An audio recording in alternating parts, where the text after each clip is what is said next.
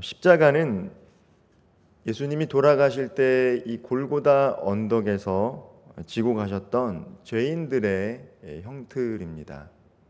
오늘날 이 십자가는 이 사랑과 소망을 상징하는 하나의 상징물이 되었지만 예수님께서 살아 계실 때 이 십자가는 저주였고 살인자들이나 반란자들이 메고 갔던 하나의 형틀에 불과했습니다.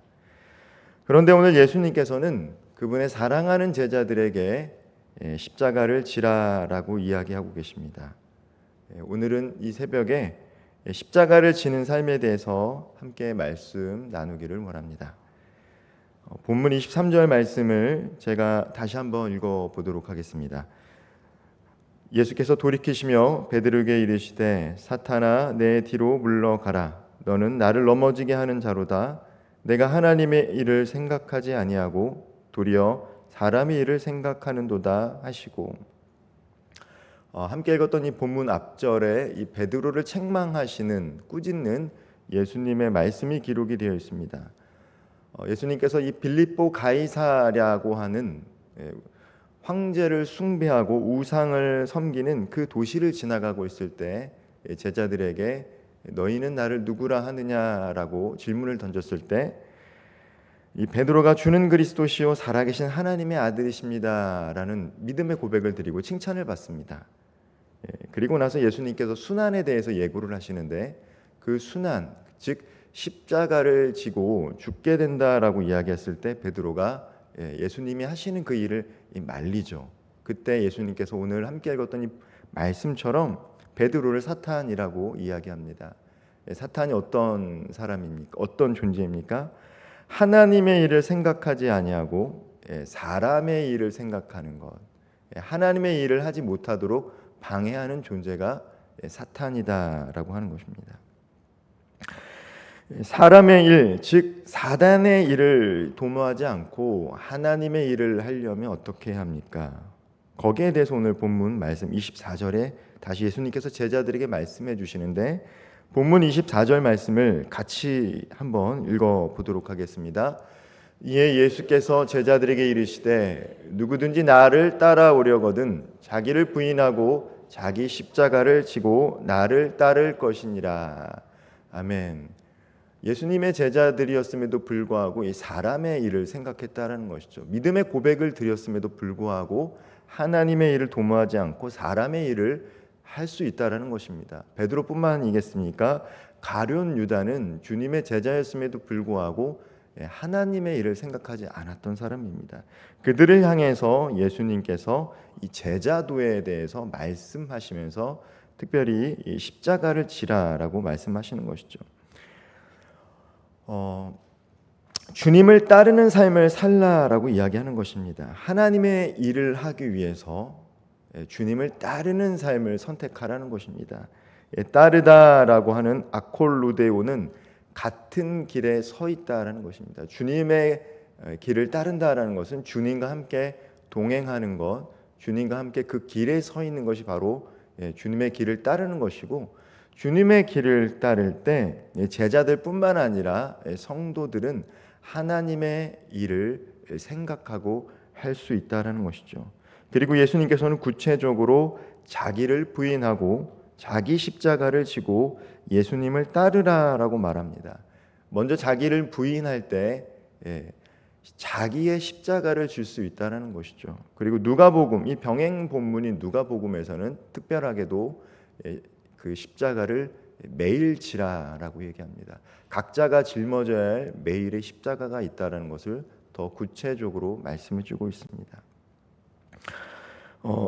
예수님을 따르는 것이 각기 다른 것 같아 보여도 실상은 주님을 위해서 자기를 부인하는 것이고 자기의 십자가를 매일 지고 살아가는 것, 그것이 바로 주님을 따르는 길입니다.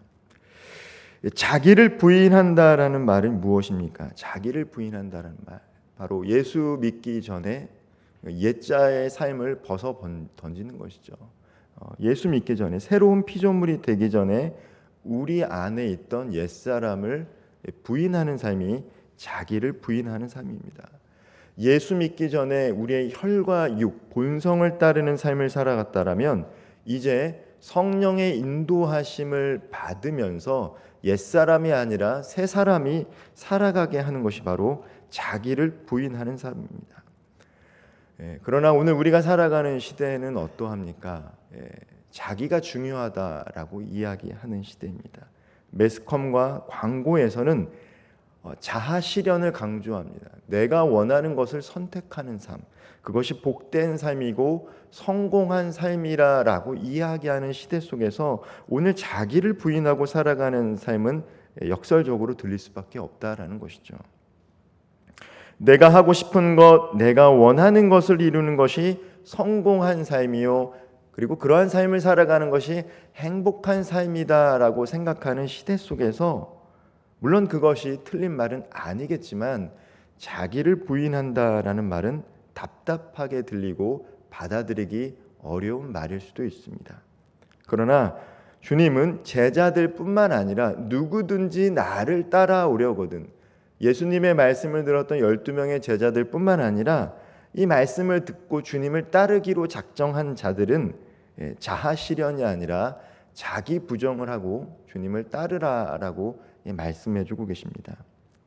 특별히 이 자기 부인에 대해서 사도 바울은 갈라디아서 2장 20절에서 더 구체적으로 자기 부인의 모습을 보여주고 있습니다. 우리 갈라디아서 2장 20절 말씀을 함께 읽어보도록 하겠습니다. 갈라디아서 2장 20절 말씀입니다. 내가 그리스도와 함께 십자가에 못 박혔나니 그런즉 이제는 내가 사는 것이 아니요 오직 내 안에 그리스도께서 사시는 것이라.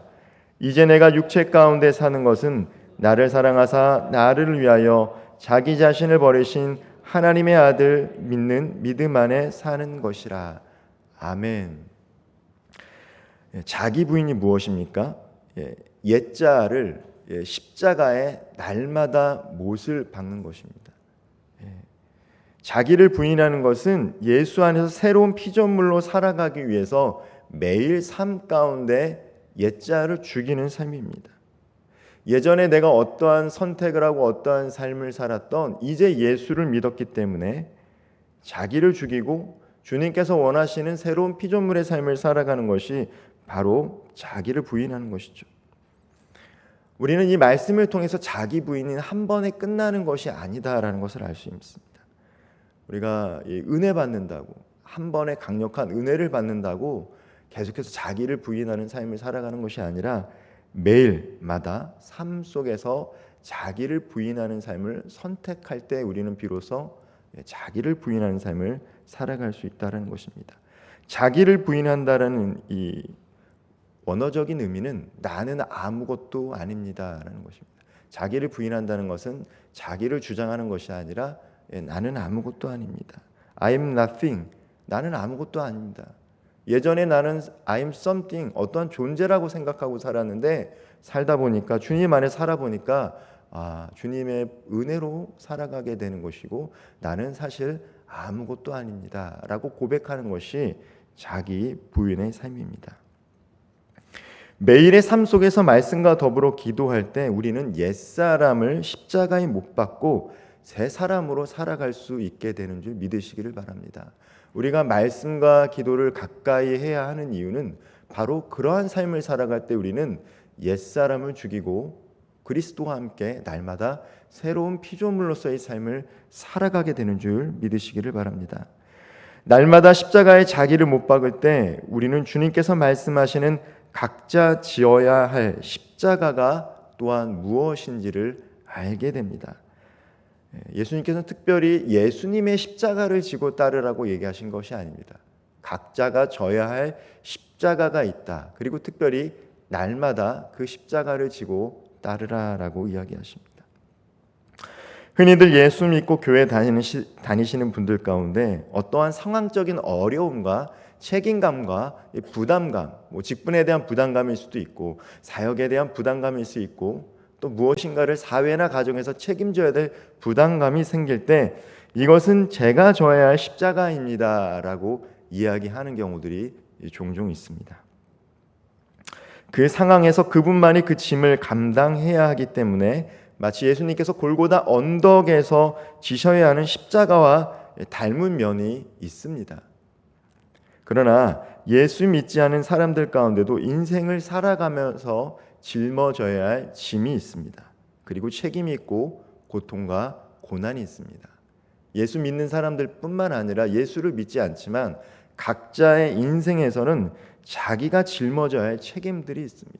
가장은 가장으로서의 책임을 또 져야 됩니다. 또 직장을 운영하는 사람, 사업의 터전을 갖고 있는 사람들은 또 직원들을 책임져야 될 책임이 있는 것이죠. 그리고 우리는 이 생로병사를 경험하면서 살아가기 때문에 육신이 연약함으로 인해서 발생되는 고난과 고통을 직면해서 살아갑니다. 어떻게 보면 각자 져야 할 십자가가 있는 듯 보입니다. 한편 예수 그리스도를 믿기 때문에 혹은 예수 그리스도의 제자로서의 삶을 살아가야 하기 때문에 져야 할 십자가는 또 따로 있습니다. 이 십자가는 핍박의 형태로 찾아올 때가 있습니다.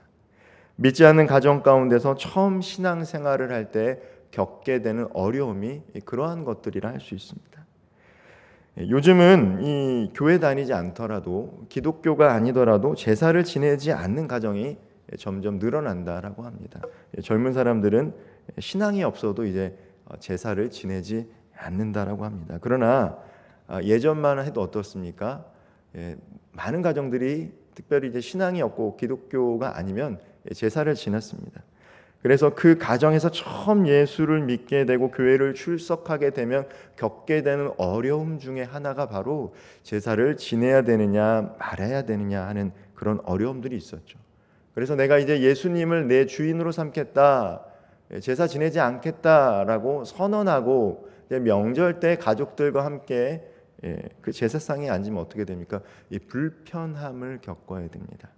그게 어쩌면 예수를 믿고 예수를 따르는 삶을 살아가야 하기 때문에 짊어져야 할 십자가가 될 수도 있겠죠. 또한 직장 생활을 할 때, 특별히 이 시무식할 때, 이 돼지머리에 고사를 지내는 경우들이 있습니다. 요즘에는 점점 줄어든다고 하지만 여전히 어떤 매출과 영업의 실적을 위해서 시무식 때마다 돼지머리를 올려놓고 거기에 10,000원짜리 집어넣고 차례대로 앞에서 순서대로 이렇게 절을 할 때가 있습니다. 그때 나 예수 안 믿으니까 절하지 않습니다 라고 말하기가 매우 껄끄럽죠. 특별히 자기가 모시고 있는 직속 상사들이 특별히 그러한 믿음을 가지고 꼭 절을 하고 돈을 꽂아줘야 된다라고 얘기할 때 그것을 거절하면서까지도 나 예수 믿기 때문에 그렇게 하지 않겠습니다라고 할 때 거기에 오는 불편함들이 있다라는 것입니다. 그것은 예수 믿는 사람들이 짊어져야 할 십자가이기도 합니다. 그러나 예수님께서 십자가를 지신 것은 본인의 인생의 짐이나 책임, 본인의 어떤 고통과 고난에 기인한 것이 아닙니다. 예수님께서 십자가를 지신 이유는 바로 우리 때문입니다. 남을 위해서 지셨다라는 것이죠. 가장으로서의 책임이나 어떤 고난과 고통으로 인해서 십자가를 지신 게 아니라 바로 죄가 없으신 분이 죄 있는 우리를 위해서 십자가를 지신 것입니다. 바로 이 자리에서 예배드리는 우리의 영혼을 위해서 예수님께서 친히 십자가를 지셨습니다. 즉 십자가를 진다는 말은 우리의 환경과 상황이 어떠하든 매일의 삶 속에서 하나님께서 원하시는 뜻에 순종하는 길입니다. 특별히 다른 사람들을 위해서, 우리가 누군가를 위해서 하나님의 그 뜻에 순종하는 것이 바로 십자가를 지는 것입니다. 그 길을 예수님께서 선택하셨기 때문입니다. 로마서 5장 19절 말씀을 제가 다시 한번 읽어보도록 하겠습니다. 한 사람이 순종하지 아니함으로 많은 사람이 죄인 된 것 같이 한 사람이 순종하심으로 많은 사람이 의인이 되리라. 첫 번째 아담은 하나님의 뜻에 불순종하고 말았습니다. 그 결과가 무엇입니까? 죄가 세상에 들어왔다라는 것입니다. 그러나 두 번째 아담 대신 예수 그리스도께서 하나님의 뜻에 기꺼이 순종함으로 구원의 길이 열리고 많은 사람의 생명을 살리게 하셨습니다. 즉 하나님의 뜻, 특별히 누군가를 위해서 하나님의 뜻에 순종하는 이 십자가의 길을 걸어가게 되면 생명을 살리는 역사가 일어나는 것입니다. 성도님들도 너무나도 잘 아시겠지만 사랑의 원자탄이라는 별명을 가진 우리 손양원 목사님 계십니다. 목사님은 1948년 10월 19일 여수 순천 이 반란 사건 때 이 좌익 청년들에 의해서 사랑하는 두 아들을 잃고 맙니다. 참 귀한 아들 살해당하고 마는 것이죠. 다행히도 반란이 진압되고 두 아들을 죽인 사람, 특별히 이제 뭐 언론에도 이름이 나왔으니까요. 안재선이 잡혔다라는 것입니다. 손양원 목사님은 밤을 새워 통곡하며 울면서 기도했습니다. 그리고 나서 하셨던 말씀이 내 아들은 죽어서 천국에 갔지만 안재선은 죽으면 지옥에 갈 텐데 라고 하면서 안재선을 불쌍히 여겼다는 것이죠.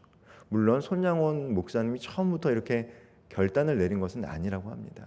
한동안 정신이 없었을 때 예양원의 한 부흥 강사 전도사님이 오셔서 그 말씀을 듣고 우리 목사님이 다시금 마음을 추스리고 그러한 선택을 하셨다라고 합니다. 손양원 목사님이 지셔야 할 십자가는 바로 자신이 사랑하는 그 아들을 죽인 안재선을 용서하는 것이었죠. 그래서 어떻게 됩니까? 그를 용서할 뿐만 아니라 양자로 삼았습니다. 그런데 놀라운 일은 거기에 그치지 않았습니다. 안재선은 죽기 전 그의 아들에게 신학교를 가라고 유언을 남깁니다. 그리고 그 아들 안경선 목사님은 신학교를 가서 목사님이 되셨는데 지금은 부룬디에서 한센이를 섬기는 사역을 하고 계십니다. 자신의 사랑하는 아버지를 용서하셨던 이 손양원 목사님이 이 애양원에서 한센이를 섬겼던 것처럼 자기는 그 뜻을 이어받아서 부룬디에서 남들이 돌보지 않는 한센이를 섬기는 사역을, 그 귀한 사역을 여전히 감당하고 계십니다. 남을 위해서 하나님의 뜻에 순종할 때, 그 십자가를 선택하고 길을 걸어갈 때 생명이 또 다른 생명을 낳게 된 것이죠. 골고다 언덕에서 예수님은 우리를 위해 십자가를 지셨습니다. 손양원 목사님은 당신의 사랑하는 두 아들이 살해되었을 때 자신의 아들을 죽인 자를 양아들로 삼는 십자가를 지셨습니다. 그리고 주님을 따르겠다고 결단하는 이들의 매일의 삶 속에서는 다른 누군가를 위해서 하나님의 뜻에 순종하는 결단의 때가 옵니다. 그러한 결단을 할 때 당장은 내가 손해를 보는 것 같습니다. 내가 희생양이 되는 것 같습니다. 마치 예수님께서 유월절에 어린 양의 희생양이 되었던 것처럼 내가 희생양이 되는 것 같고 내가 피해자가 되는 것 같다고 느껴질 때가 있습니다. 내가 다른 누군가를 위해서 하나님의 뜻에 순종해서 그 길을 걸어가는데 내가 마치 피해자가 된 것 같고 내가 마치 어린 양, 숙제양이 된 것처럼 느껴질 때가 있다는 것이죠. 그러나 그 길을 걸어갈 때 생명을 낳는 역사가 일어나는 것입니다. 오늘 본문 말씀 마태복음 16장 25절 말씀을 함께 읽어보도록 하겠습니다.